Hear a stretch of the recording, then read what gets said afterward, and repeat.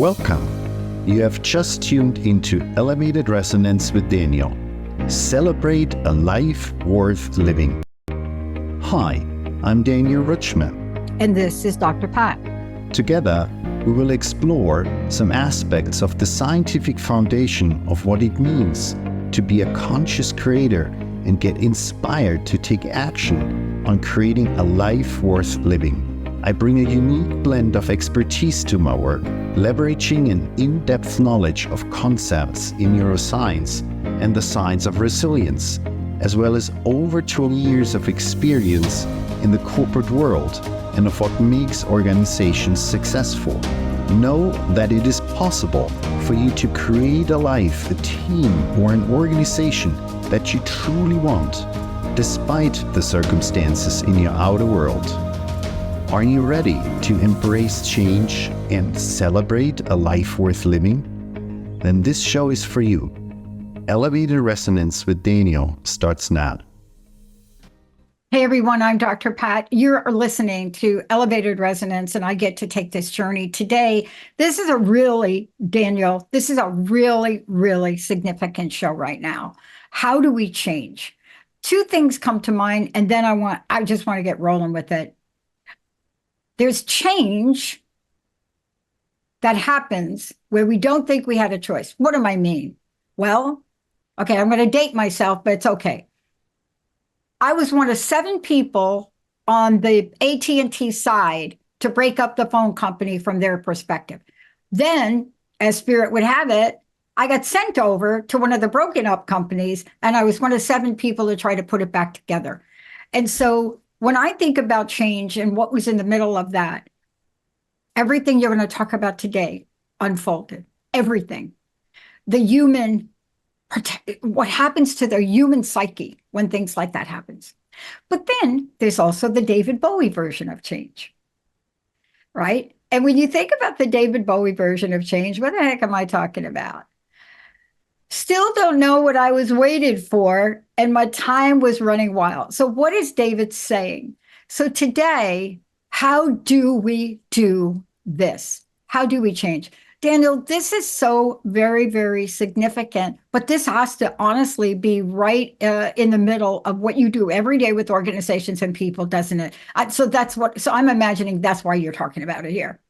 Yeah, totally. That's the bread and butter of what our work really is at Elevated Resonance. Yeah. Because any organization out there, they constantly have to change, right? We as individuals, sometimes, we are just fine where we at, which means we don't really want to change anything. And that's okay. That's everyone's choice. But someone that wants to create something, that wants to move the needle, that wants to see change in the world, that means we have to change on the individual level as well. So change is for everyone. This is so interesting because I'm coming off of a call for the final changes for our programmer.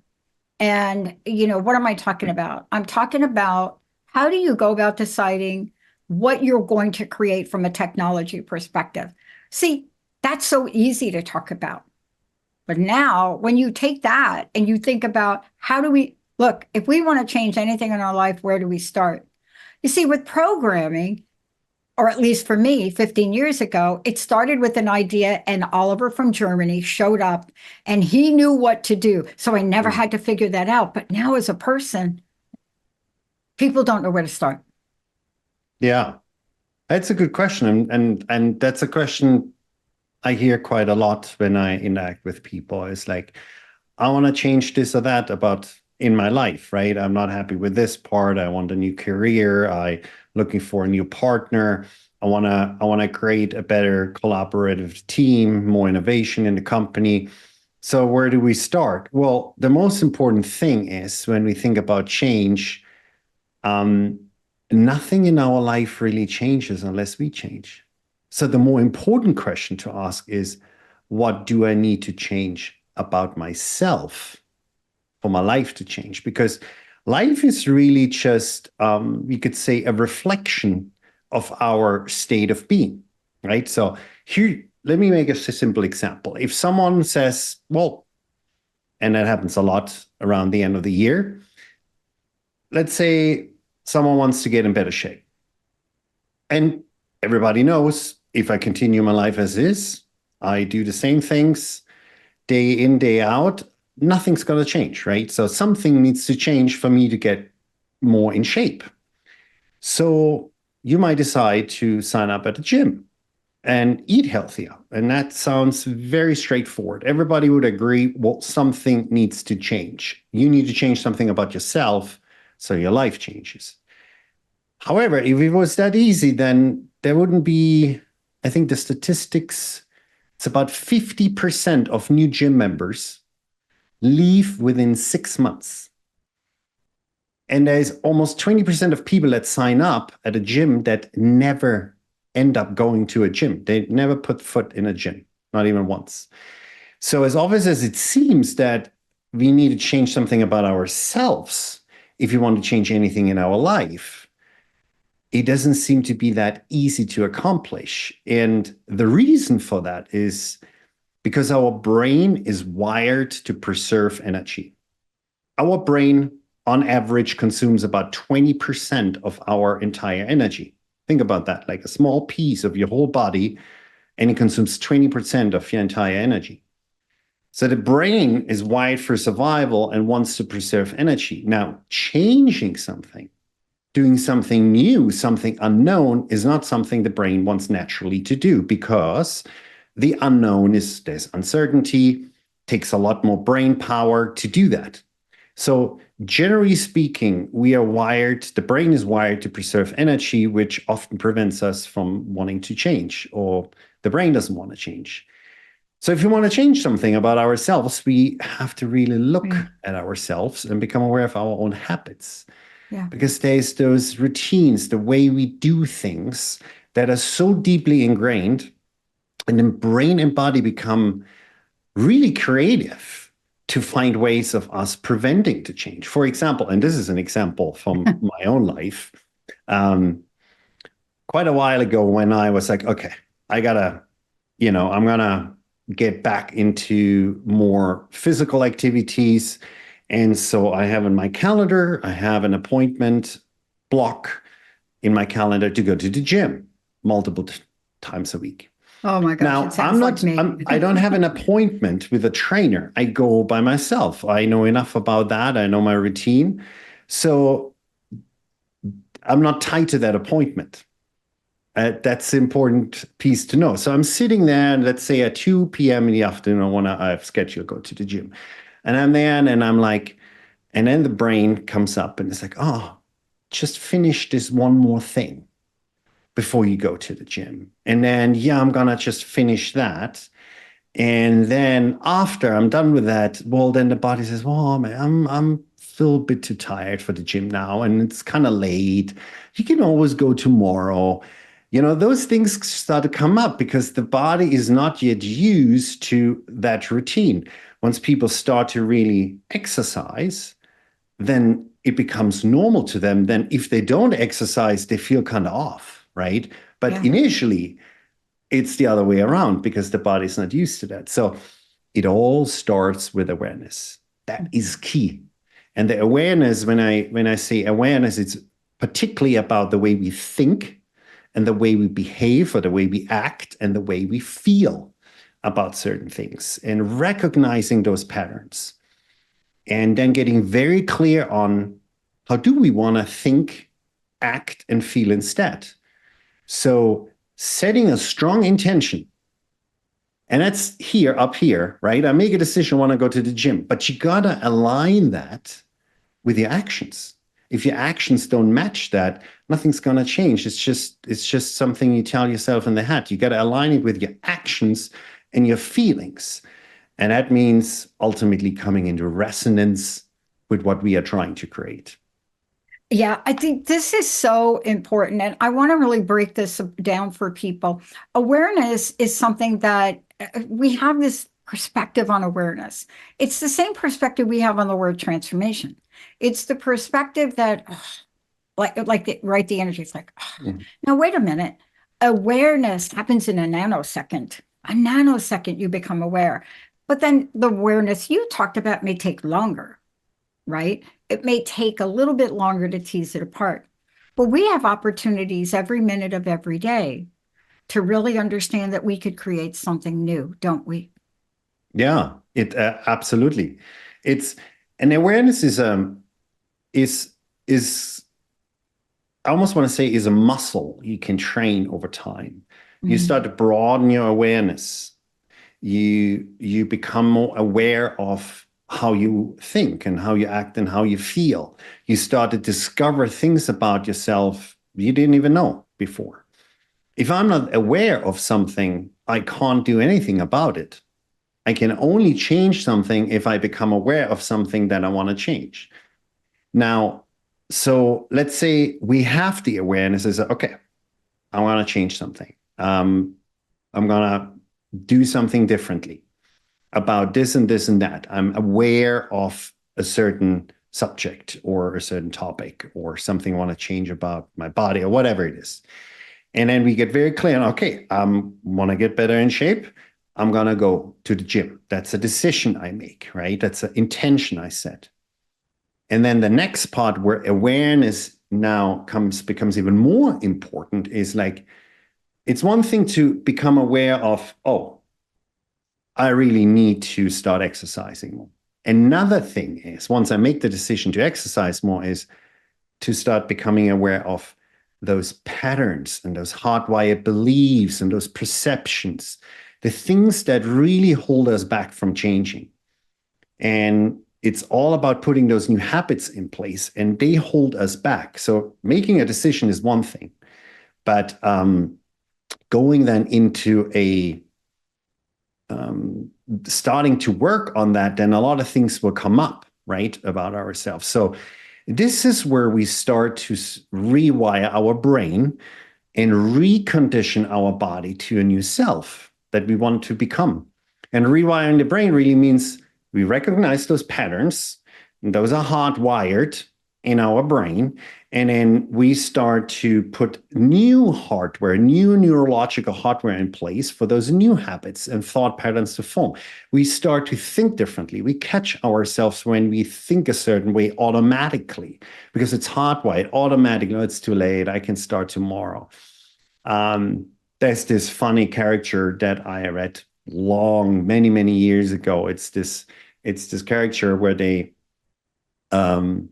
there's a smoker who wants to stop smoking, and you see him laying in bed, and then there's this big sign on the wall that says, I will stop smoking tomorrow. So every time he wakes up, he looks at the sign and it's like, oh, one more day. So, it's like we have to become aware of the way we think about those things. Yeah. Former smoker? Absolutely. I will tell you. I mean, people don't understand how difficult it is to give up something like smoking, right? It's almost as difficult. Okay. Smoking is probably more difficult than giving up chocolate. But for some people, chocolate is what they can't give up. I think the point that we're talking about here today is every day brings a new day, and that new day brings a new perspective. That new perspective is a way for us to rewire our minds. And I got to tell you how important this is, because sometimes if you're in the business, you're in the business I am, it's how we have to present these ideas to our clients or other people. Sometimes we have to use an explanation like you're doing now. But the bottom line is it happens across the board. Look, let's talk about the rewiring in the brain, because I was having a conversation with a client earlier before the show and helping her out.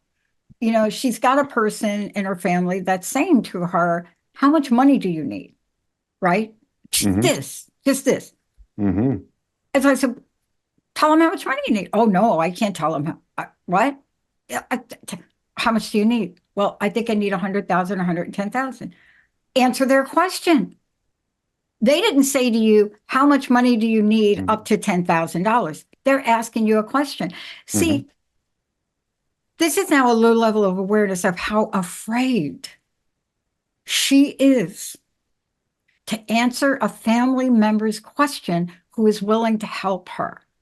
So the reason I'm bringing this up is whether you're an organization, and by the way, I'm right down the street from an organization that really could listen to the show, whether you're an individual, These are the things that cut off our flow of energy and don't allow us to rewire. See, quitting smoking and asking for $100,000, right? They may not be the same thing, but they both require us to do something different, don't they?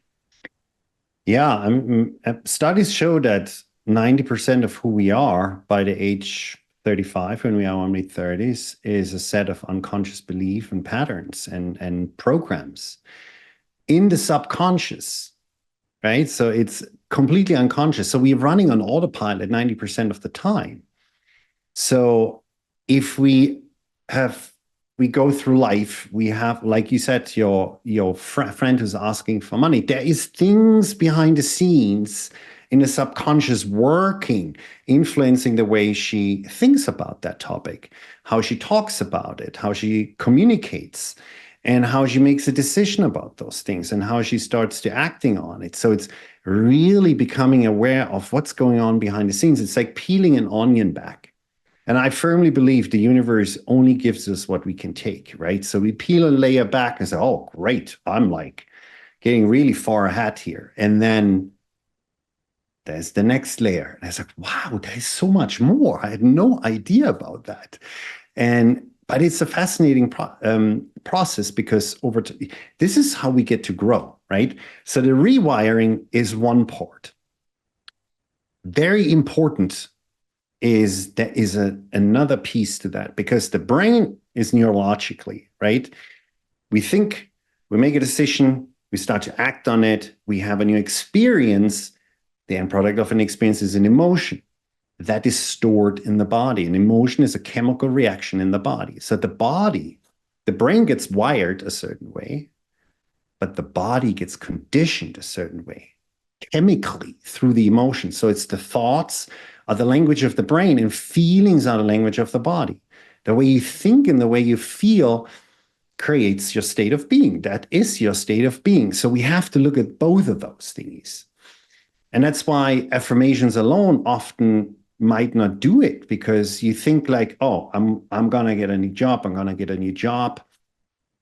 And the body tells you, no, you don't feel really worthy about that. You're not even going to try. And, it's like, and there's this feedback loop we talked about before in previous episodes. So we always have to look at both our thoughts and our feelings. In between are the actions that connect those two pieces. So the rewiring is where first we get aware, right? We get aware of the habits and the patterns. It's like standing next to you, and then you make a very firm decision on what you want to do. That's your intention. And then you marry that intention with the actions that move you into that direction that you want to go. And you're going to get a lot of resistance from your thoughts. They're going to come up with all sorts of creative ideas of how to stop you from changing. And the body's going to feel like, oh no, I don't feel like doing that today. Yeah, because the body is conditioned to stay the same. So it gets uncomfortable. We have to start to embrace the unknown. And one of the best ways to do that is a wonderful tool. We all heard of meditation, but using meditation as a mental rehearsal. The reason for this is if you want to go into the subconscious and rewrite that program, we have to lower our brainwaves. And to lower our brainwaves, we can't run around and be stressed, because we are in very high brainwave patterns. So the best way is to sit down and close off all distractions. That's why we close our eyes, we go in a quiet room, because we disconnect from everything we know. And that starts, all that impulse stops, and then the brain can start slowing down the brainwaves, where you get into alpha, sometimes even theta brainwaves. This is the meditative state, or even theta brainwaves are also associated with hypnotic states, right? And this is where the door between the conscious and the subconscious mind is wide open. And this is where you get into the operating system of the subconscious, and you can reroute those programs. And so before you do a meditation as a mental rehearsal, I encourage people to sit down, get very clear on, okay, what is it what I want to change? What thoughts are associated with that old part of myself? What actions, what behaviors are associated with that? What feelings? I write this down, and then I make a line down. And then on the right-hand side, I write down what new thoughts I want to put in place, the new self I want to be, right? What new behaviors I'm going to demonstrate, and what new feelings I'm going to feel, experience, what new emotions come. And then when you, in the meditation, where you disconnect from the world, you lower your brain waves down, you disconnect from your environment, you disconnect from your body, really, right? You're not occupying yourself with eating and drinking and all of that. And you're disconnecting from time. You forget about time. You're there, and then all your focus is on the inside. And then you start rehearsing in your mind your new state of being.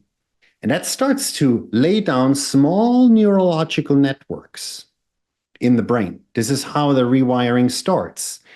And then the more you do that, the more you practice that. It's like an actor, right? They practice before they actually go on the stage. For example, in theater, they I practice. practice a lot. Yes. Yeah. So when the situation comes, you are prepared. You started already laying down a neurological network for those new way of thinking. Your body is already starting to get familiar with the new way of feeling before the experience has actually happened, right? And then when the situation shows up, it's like, for example, going to the gym, and I'm like, I feel tired, or I don't feel like going today, and it's late and whatever.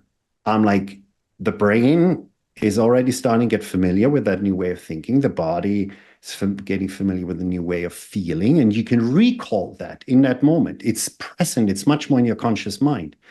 And that's how you start the rewiring process and the reconditioning process. Yeah. I love this. Let's use a simple example. Growing up as a kid, what do kids do? Not everybody, but a lot of kids, they ride bikes. Let's just say that. I grew up roller skating. So roller skating and street roller skating was so very important to me, right? As a kid in the Bronx, right? Manhole to manhole. But bikes, we ride bikes. And then we stop and we don't ride bikes no more until we get older. And then we ride a bike again. And what's so fascinating about the way we've learned to ride that bike, we start from a place of, I'm falling down. I don't know about you. Maybe you didn't fall down, but I fell down. I'm falling down. I'm falling down. Then I'm not falling down. Then I'm learning how to ride the bike. Now I'm learning how to ride the bike on a terrain, but then I don't ride the bike for 20 years and I get on a bike. And you know the expression, it's like getting back on a bike. But why is that? You see, isn't it because of what you just said? And if we could remember this, if we could remember how powerful the mind is in what you've just said right now, there's not much we can't accomplish. I don't believe. We can become whoever we want to be. It takes time, effort, a lot of intention and attention, because we are wired a certain way. We always are. We change and then we are wired that way. But we can change all that. The same way we wired ourselves, often unconsciously, right? Through influences, how we grew up and watching TV and all sorts of things, certain events in our life. The same way we can rewire ourselves. No different. It's the same process. The brain is plastic. It can change. And it can change forever, right? Nobody's too old for that. Now, things that help, like if you do a meditation as a mental rehearsal, right? That is a part of it. And then we come out of the meditation, we go through our day and we get lost in the stress and the hectic and meetings and all of that. It's important to remind ourselves. So things I like to do to aid that process is like write it down, journal about it, right? Take breaks during the day. I have twice a day, I have a reminder on my phone that comes up that I call it energy check-in. I check in with myself and say, where are you at, Daniel? Like, what are you decided to create today? Who did you decide to become today? Who did you mentally rehearse to be? remind myself of that, maybe go on a brief walk and work with myself again to get back into that state. You can have post-it notes, right? You can do certain breathing techniques when you are getting into those high brainwave patterns, high beta, where you're in stress. And at the end of the day, just sit down before you go to bed and reflect on the day. What went well? What went really well? Be proud of yourself. And the things that maybe didn't go so well, take it as an opportunity. Without that experience, you wouldn't be able to evolve that experience. Take that as an opportunity to grow and like, okay, if I get another chance, what will I do differently? Decide on that. And it's like, go again. Let's go again. Next day, new chance. One of the things I love about the word change, when we get to the moment where we take off the negative frequency energy of the word and we look at the optimism of that word, everything changes. And see, that's what you're saying. I love that you set your alarm. I'm going to now do that. But what I hear you talking about today is this is the world of possibilities, to not only change the way we think about something, but to really change the way we live. And I think that's the message. Thank you, Daniel. What's your personal message? And also, how do people find out more about you? Yeah, you can find us on elevatedresonance.com. That's the easiest way if you want to get in touch with us, to fill out the form. And you can just reference that you saw the episode or you heard about it through the TTN and just put that in the note. And then some of our team will reach out to you and we can set up a call where I will connect with you. And we just have a very genuine chat about what's going on and how we potentially can support you. I know this is the end of the show, so there's maybe a few things I want to just give the listeners. And we talked about a lot of different aspects. There's a lot of different dynamics that are at play of how do we communicate the way we do? Why do we collaborate the way we do? Why do we like one person more than another person? All those things that play behind the scenes. And in school, we are not taught how those dynamics work, at least not yet. There's already things changing that I have seen at certain schools. It's amazing. So my wish is really for listeners to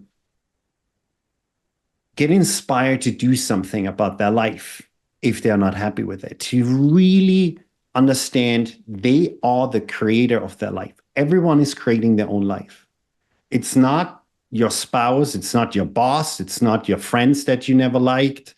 It's none of that. None of that is creating the life you have. It's you. And we have the power to change that. We are the creators of our life. And tapping into that full potential through understanding how those dynamics work. And that life is just a reflection. It's just mirroring back to us our state of being. So I hope that some of this content we covered in the show really inspires people and helps them to realize that the circumstances or conditions in their life are not the cause of why life is the way it is. That we are in charge and we have the power to really do that. And me and my team, we work with many organizations, individuals, happy to support anyone that truly is interested in changing, transforming an aspect of an organization or themselves or their life to help them to take the next step. I can't thank you enough, Daniel. Thank you so much for everything. Please go back and listen to some of the other episodes, and we're going to make sure you all have everything you need to do what Daniel's talking about. We'll see you next time. You have been listening to Elevated Resonance with Daniel. Celebrate a life worth living. I'm Daniel, and along with Dr. Pat, you have been learning some of the key aspects of how to navigate towards your vision of the future by creating and living your best self every day. Tune in every first Thursday at 11 a.m. Pacific Time or 2 p.m. Eastern Time to become better in coping with the demands and challenges of everyday life. For more information about this show and how I can support you, visit my website, elevatedresonance.com.